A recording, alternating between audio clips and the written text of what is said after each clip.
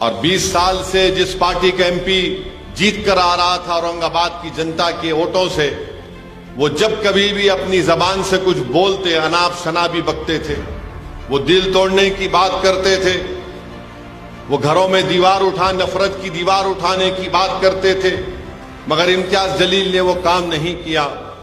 अब आप देख रहे हैं कि 2 शिवसेना, 2 राष्ट्रवादी, 1 बीजेपी, 1 कांग्रेस, ये 6 मिलकर इम्तियाज जलील की कामयाबी को रोकने के लिए आ रहे हैं।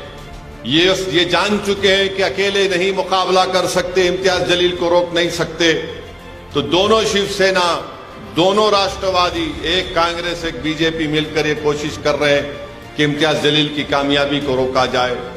एक शिवसेना का 20 साल से जिसको औरंगाबाद की जनता ने अपनी खिदमत करने के लिए एमपी बनाया, वो आज कह रहा है कि भाइयों बहनों मेरा आखिरी इलेक्शन है, मेरी मदद कर दो।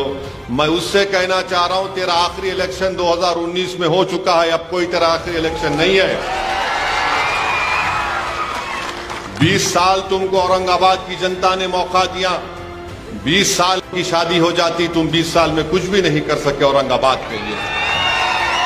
अगर हम उनके 20 साल के स्टेटमेंट को निकालेंगे, एक से एक वाहियात किस्म की बातें उन्होंने की, नफरत की बातें की, मगर एक बात तो है कि इम्तियाज जलील को आपने कामयाब किया, धनगर समाज ने किया, दलित समाज ने किया, मातंग समाज ने किया।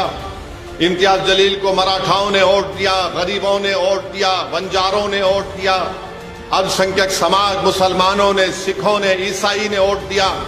तो 5 साल में शिवसेना का ये उम्मीदवार जो आज खड़ा है, वो इम्तियाज जलील के नक्शे कदम पर अब चलना शुरू कर दिया। कैसे चल रहा है इम्तियाज जलील के नक्शे कदम पर? अब जहां कहीं भी जा रहा कह रहा है, ए भाई हिंदू, मुसलमान, सिख, ईसाई सब मेरे को वोट दो। तो इम्तियाज जलील ने उसको पहला सबक सिखा दिया कि औरंगाबाद की जनता अब नफरत को कबूल करने वाली नहीं है।